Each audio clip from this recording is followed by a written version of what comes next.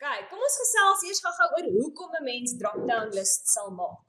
So, as ons 'n stasie het vir die oop dag, waar die voornemende graad 8's moet inskryf en hulle skool moet kies.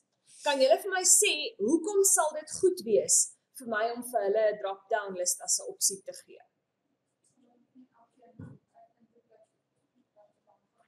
Okay, so tydbesparing, want graad 8's tik baie, of graad 7's tik baie stadig. Laerskool Lou Geldenhuys gaan nogal 'n rukkie neem om te tik. Dis die een rede. Nog 'n rede? Ja? Spelfoute. Niemand selfs wat in Fontainebleau is, kan Fontainebleau spel nie, en ons gaan 20 verskillende variasies kry, nê? Goed.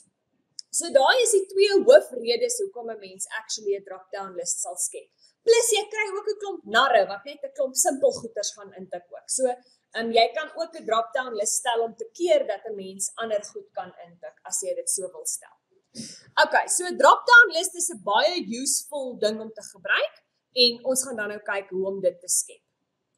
So ek gaan dit sommer op twee maklike goed doen wat ek nou nie lang goeders hoef te tik nie. Ek gaan dit doen op graad en op klas. So voordat ek 'n drop-down list skep, gaan ek eers die data tipe en al die field properties klaar opstel voordat ek dit doen. So klas se field size gaan eintlik net 1 wees, want dit gaan A, B, C, D wees. Okay, so graad, kom ons gaan doen om. Nou, wat 'n bietjie confusing is ek het die data tipe number gekies, maar dit is actually by die data tipe se drop-down list waar ek moet die lookup wizard gaan stel, waar ek hierdie opsie gaan kies. So dit is gelukkig 'n wizard wat my help. Ek weet nie hoeveel wizards julle al gebruik het op 'n rekenaar nie, maar dis basies 'n tool wat jou help stap vir stap deur die proses om iets te doen, sodat jy nie self allerlei tegniese settings hoef te gaan stel nie. Goed, so die wizard create vir jou 'n lookup veld wat vir jou 'n list of values display waarvan jy kan kies. How do you want your lookup field to get its values? Wil jy hê hy moet dit van 'n ander tabel of 'n query afkry? Nee, ek wil self die values intik. I will type in the values that I want. Next. What values do you want to see in your lookup field? Ek wil 1 kolom met my lysie hê, nê? So, al gaan ek 'n klomp grade hê, gaan hulle almal in 1 kolom wees. Dis 1 lysie. So, dis 1 kolom en dit gaan graad 8, 9, 10, 11 wees. Ek los 12 uit as prins, want ek wil julle wys hoe om dit na die tyd by te kan voeg. Next. What label would you like for your lookup field? Ek gaan dit los op graad. Dis basies net wat die field name gaan wees en ek het hom ons nou klare naam gegee.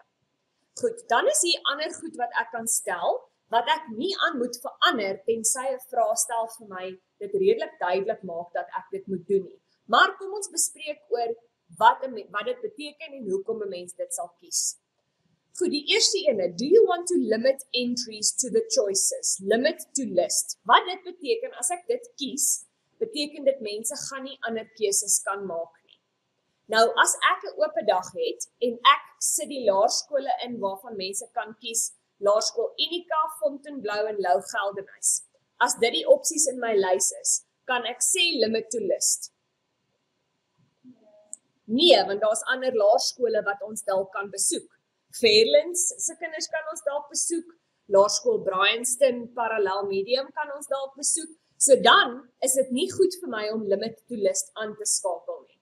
Maar met iets soos graad, waar dis 'n hoërskool, daar kan ons nou nie ander grade in 'n hoërskool wees nie. En ek gaan nou graad 12 byvoeg, want ek het dit as prins vergeet. Kan ek sê limit to list, want daar moenie ekstra bykom. Okay. Allow multiple values beteken 'n mens kan meer as een ding kies. Dink jy ek moet allow multiple values vir 'n laerskool? Wat se laerskool kom jy uit? Nee, want jy het een laerskool waaruit jy kom. Maar as ek vir jou vra aan watter sport jy deelneem, dan kan ek sê allow multiple values, want dalk neem jy aan meer as een sport deel, nee. Okay, jy verstaan die punt. Finish. Goed. Dit lyk nie hier asof daar enigiets verander het nie, maar as ek nou na my datasheet hier toe gaan, some data may be lost, is fine, dis omdat ek die field size verander het. Dan sal jy sien is daar nou 'n drop-down list waaruit ek maklik kan gaan kies wat my grade is. En jy sal sien, as ek iets anders intik soos 12, wat nie in die lys is nie, laat hy dit nie vir my toe nie.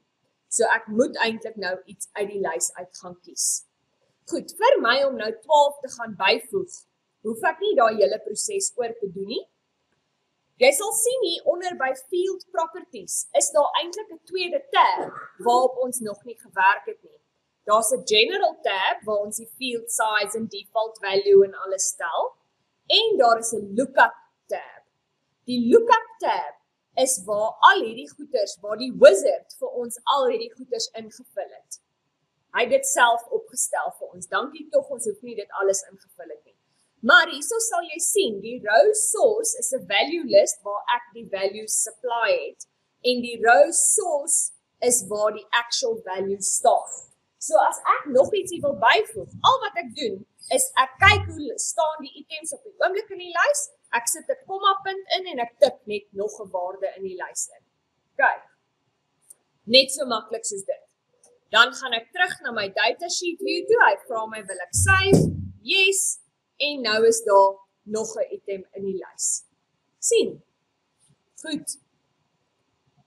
Jy sal sien op die lookup tab kan ek ook goeie stel, soos die limit to list, waar ek kan switch tussen yes en no, en ek kan ook hierso verander dat hy multiple values moet allow. Dis egter iets wat baie ander implikasies het, so as jy dit aangesit het, laat hy jou nie toe om dit weer af te sit nie. So moenie daarin karring onnodig nie. Ek moet dan ook self manually teruggaan na die general tab toe as ek iets daar wil verander, so jy moet baie seker maak jy weet hoe om te switch tussen daai twee. Goed, kom ons gaan gou weer deur die proses. As ek 'n klas drop-down list wil skep, gaan ek na die data tipe, lookup wizard, I will type in the values I want, next, 1 kolom, want dit gaan alles in een vertikale lysie onder mekaar wees, A, B, C, D, E, F, next, label, bly dieselfde, limit to list, gaan ek aansit, maar onthou hierdie goed in 'n eksamen, gaan jy nie tik as die vraag gaan nie noodwendig sê limit to list nie, die vraag sal sê, maak seker die gebruiker kan net uit die items in die lys kies. Hulle sal dit so stel. Of maak seker die gebruiker kan meer as een item in die lys kies. Dan weet jy moet multiple values aanskakel. As hulle nie so iets ekstra sê nie, dan los jy dit. Dan sit jy nie een van daai twee aan nie. Okay. Finish. En dan het ons 'n drop-down list vir klas. Okay. Kom ek doen net vinnig enetjie vir sport, waar ek dan nou ene skep waar ek meer as een kan kies.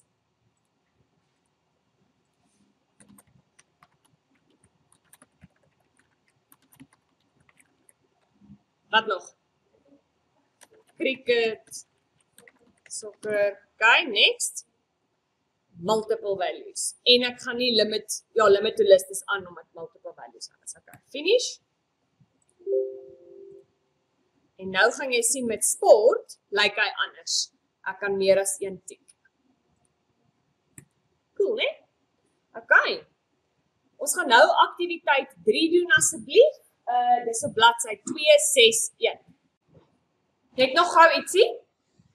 Jy gaan sien in die nommer 2 van die aktiwiteit, vra hulle vir jou om drop-down list te skep in 'n tabel en hulle sê nie vir jou wat om in die drop-down list te sit nie. Jy moet gaan kyk in die tabel, wat is die opsies wat mense kon kies. So jy kyk in die filter button, dan sien jy, dit was advertising, distribution, layout, production of proofreading. Dan skryf jy dit neer of jy doen 'n screenshot of jy neem 'n foto op jou foon of wat ook al. En dan is dit die items wat jy in jou lysie gaan sit, in jou drop-down list. Okay. Alright. So ek het nou hierso in hierdie databasis 2 drop-down lists gemaak. Ek het nou nie al die opsies ingesit wat ek moes nie, want ek was lui. Dis haastig. Maar ek wil vir jou net die verskil wys tussen 'n combo box en 'n list box. Okay. Want, as ons hierso gaan na jou design view toe, sal jy sien, by die Field Properties Lookup tab, is daar 'n opsie wat sê Display Control. En die Display Control kan 3 goed wees. 'n Text box, 'n list box of 'n combo box. Nou as hy 'n text box is, dan het hy nie 'n drop-down arrow nie. Dan is hy met ander woorde 'n plain text box wat in my tabel view nie 'n drop-down option het nie. OK, dan is daar, so as ek met ander woorde wat jy klaar gedoen het wil undo en nie meer 'n drop-down hê nie, dan verander ek dit terug na 'n text box toe. Dan wipe hy al hierdie inligting wat jy ingesit het. Goed. Maar kom ons kyk wat die verskil is tussen 'n list box en 'n combo box. So ek het nou first choice 'n list box gemaak en second choice gelos op 'n combo box. OK. In 'n tabel kan jy nie die verskil sien nie. In 'n tabel lyk hy identies. Goed. In 'n vorm lyk hy verskillend. So ek gaan sommer net 'n vorm so maak. Jy hoef nie nou te worry oor dit nie. Maar nou sal jy sien hierso, first choice wys vir my die list box, list hy vir my die items. En die combo box wys hy vir my 'n drop-down list, waar as ek hom invul as 'n vorm, ek moet klik om die drop-down te sien. Sien jy die verskil? Goed. Everybody clear on that? So dis wat die verskil is. 'n List box maak vir my die blokkie in 'n vorm groot genoeg dat ek al die items in die lysie klaar kan sien. En 'n combo box se blokkie is te klein dat ek al die items kan sien, so hy gaan nog steeds 'n drop-down arrow langs die kant hê wat ek moet klik sodat ek die items kan sien. OK.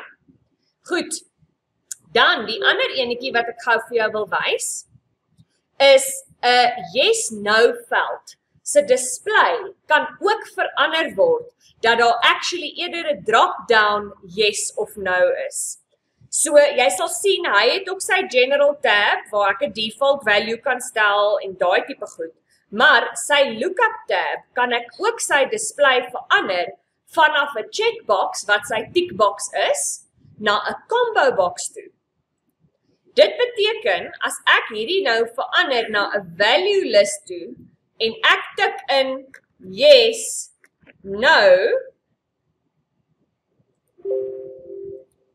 gaan hy vir my 'n drop-down list gee met yes, no in plaas van 'n tickbox. Maar hulle het net gevra in die handboek, ons moet dit vir julle wys. Ek het nie regtig al vraestelle gesien waar hulle dit vra nie. So moenie te veel bekommer daaroor nie. Ons gaan 'n paar oefeninge doen nou in die tweede periode waar julle sien hoe word hierdie goed actually in praktyk gevra in vraestelle.